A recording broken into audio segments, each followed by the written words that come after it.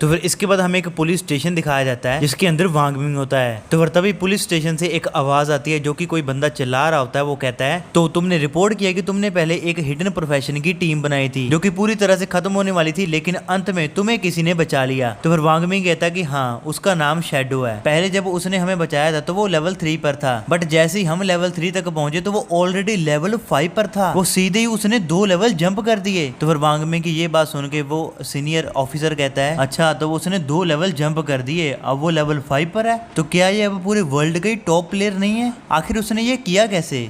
तो फिर वांग मिंग कहता है कि हो सकता है कि उसने किसी बॉस को मारा हो या फिर किसी और को। तो फिर साइड में खड़ा एक ऑफिसर कहता है कि तुम्हारे हिसाब से 1 घंटे पहले शैडो लेवल 3 पर था, तो लेवल 3 पर आने के बाद वो रियलिटी में वापस क्यों नहीं आया? तो फिर इसके बगल वाला एक ऑफिसर कहता है कि ऐसा हो सकता है कि शायद से रियलिटी वर्ल्ड में इसके पास कोई फैमिली या फिर इसका कोई क्लोज फ्रेंड या फिर रिलेटिव ना हो, और फिर उसे किसी फैमिली को इन्फॉर्म करने की भी कोई जरूरत ना हो। तो फिर ये सुन के वांग मिंग अपना सिर झुका लेता है। तो फिर वो कहता है कि नहीं, मुझे तो इसके बारे में नहीं पता, हो सकता है कि उसके पास फैमिली हो ही ना। तो फिर इसी बातचीत में एक लड़की कहती है कि ऐसा हो सकता है कि शैडो एक ट्रांस माइग्रेटर हो, क्योंकि ज्यादातर ट्रांस माइग्रेटर्स ऑफिस सी होते हैं और वो हमेशा ही बहुत तेजी से ग्रो करते हैं। तो फिर इस लड़की की ये बात सुन के सभी लोग वहाँ पे चुप रह जाते हैं, किसी के मुंह से एक वर्ड भी नहीं निकलता। तो फिर यहाँ पर ये लड़की भी थोड़ी देर के लिए चुप रह जाती है। तो फिर वो थोड़ी शर्माते हुए कहती है कि क्या मैं सही कह रही हूँ? तो फिर तभी वहाँ पे जो हेड बैठा होता है वो इस लड़की को एकदम से स्ट्रिक्ट आवाज में कहता है, अन्यू, मैंने तुमसे कितनी बार बोला है कि तुम कम नोवेल पढ़ा करो, ऐसी सीरियस सिचुएशन में तुम अपने जोक मत मारा करो। अब उसकी लड़की अन्यू भी अपनी जीभ बाहर निकाल के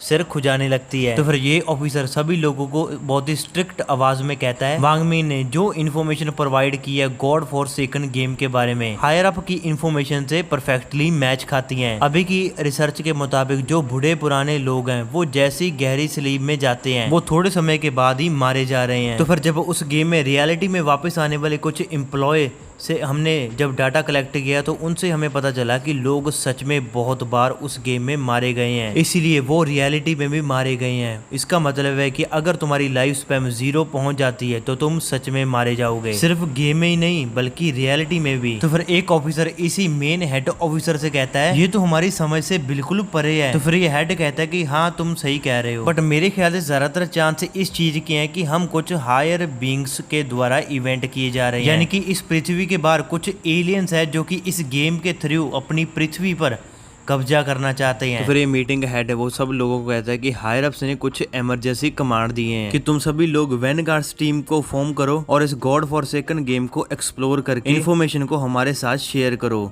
हमें जल्दी जल्दी एक बड़ी प्रोफेशनल आर्मी चाहिए। ये एक मेजर पॉइंट है जो पूरे के पूरे वर्ल्ड को इफेक्ट करेगा। अभी के लिए सारे के सारे नेशंस इस गॉड फॉरसेकन गेम को एक्सप्लोर करने के लिए जो कुछ भी कर सकते हैं वो सब कर रहे हैं, और अगर हम इसी में पीछे रह जाते हैं तो इसका मतलब होगा कि इस दुनिया पर अथॉरिटी हम खो देंगे। तो इसलिए हमें हर कीमत पर जितनी ज्यादा हो सके उतनी ज्यादा इन्फॉर्मेशन कलेक्ट करनी है। तो फिर ये ऑफिसर अन्यू की तरफ मुड़ के कहता है कि अन्यू, तुम टीम 1 की कैप्टन रहोगी। अन्यू चिल्ला के कहते हैं कि हाँ। तो फिर वो वांग मिंग को कहता है कि तुम टीम के वाइस कैप्टन रहोगे और तुम दोनों अपने के लिए टीममेट्स खुद भी चुन सकते हो, जिसपे वांग मिंग भी हाँ कर देता है। तो फिर उस मीटिंग का हेड कहता है कि वांग मिंग की इंफॉर्मेशन के हिसाब से शैडो का कैरेक्टर उतना भी बुरा नहीं है और तुम उसके साथ फ्रेंडशिप करने की कोशिश भी कर सकते हो, और इसी इकलौते रीजन की वजह से मैंने अन्यू को इस टीम का कैप्टन बनाया है। मेरे ख्याल से उसकी पर्सनालिटी शैडो को इन्वेस्टिगेट करने के लिए परफेक्ट रहेगी। मैं ये आशा करता हूँ कि तुम शैडो की रियल आइडेंटिटी जितनी जल्दी हो सके उतनी जल्दी ढूंढ निकालोगे, और सबसे ज्यादा बेस्ट आउटकम रहेगा कि तुम उसके साथ अच्छे रिलेशन बिठा के उसको कोऑपरेट करवाओ कि हमारा रिप्रेजेंटेटिव भी बन जाए और उससे सारी की सारी इन्फॉर्मेशन भी हासिल करो। और बाकी सब के लिए सबसे ज्यादा इंपॉर्टेंट ऑर्डर है कि तुम्हें सोसाइटी में अच्छे से लॉ एंड ऑर्डर को मेंटेन रखना है। तो फिर जिस पे भी सभी लोग हाँ कर देते हैं। तो फिर अब ये मीटिंग का हेड भी मीटिंग को डिसमिस कर देता है। तो फिर इसके बाद सीन शिफ्ट होता है। तो फिर हमें एमसी की बहन की एकेडमी दिखाई जाती है जहाँ पर एमसी की बहन अपने फोन में पता नहीं कुछ कर रही थी। तो फिर तभी उसी के सामने लड़कियों का ग्रुप बात कर रहा था। एक लड़की कहती है कि सांगफाई ने बोला था कि अगर हम सेम डिस्ट्रिक्ट और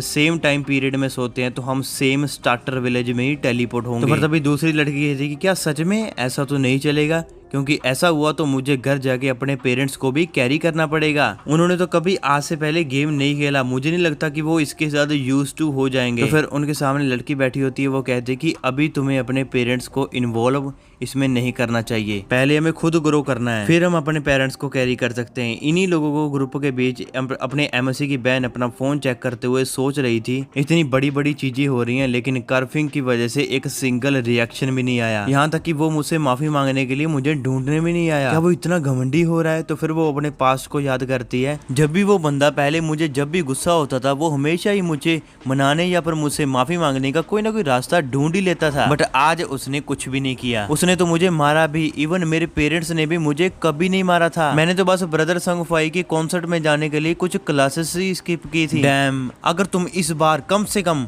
1000 बार मुझसे माफी नहीं मांगते हो तो मैं तुम्हें कभी भी माफ नहीं करूंगी। तो फिर वो थोड़ा शर्माते हुए सोचती है, मैं किस्मत से कल ब्रदर सॉन्ग फाई के कॉन्सर्ट देखने के लिए तो चली गई थी, वरना एक बार ये गॉड फॉर सेकंड गेम बाहर आ गया तो फिर मुझे ज्यादा अपॉर्चुनिटी नहीं मिल पाएंगी। तो फिर वो कल ब्रदर सॉन्ग फाई के कॉन्सर्ट को इमेजिन करते हुए सोचती है कि कल हम लोग कितने ज्यादा करीब थे। तो फिर वो और भी बहुत ज्यादा इमोशनल हो जाती है। तो फिर वो अपने ब्रदर सॉन्ग फाई से कह रही थी कि ब्रदर सॉन्ग फाई मैं तुम्हें बहुत मिस कर रही हूँ। तो फिर वो बिल्कुल रोने ही लग जाती है। तो फिर ये लड़की एकदम से रियलिटी में आती है। वो सोचती है कि अरे हाँ, जब सोने से कोई गेम में आ जा रहा है तो फिर इसका मतलब है कि ब्रदर सोनफॉय भी इसमें डेफिनेटली आएंगे। तो फिर वो शर्माते हुए अपने मुंह पे अपना हाथ रख लेती है। तो फिर वो सोचती है कि अगर मैं इस गेम में एंटर कर जाऊंगी तो इसका मतलब है कि मैं ब्रदर सोनफॉय को भी फाइंड कर पाऊंगी। तो तभी इसके बाद हमारा सीन चेंज होके इसके घर पे आता है। ये लड़की घर पे आने के बाद अपने कपड़े उतारने लगती है। तो फिर तभी ये सोचती है जंगवी लेवल 3 तक इतनी जल्दी पहुंच गया, वो जरूर एक एक्सपर्ट होगा, मुझे जल्द से जल्द उससे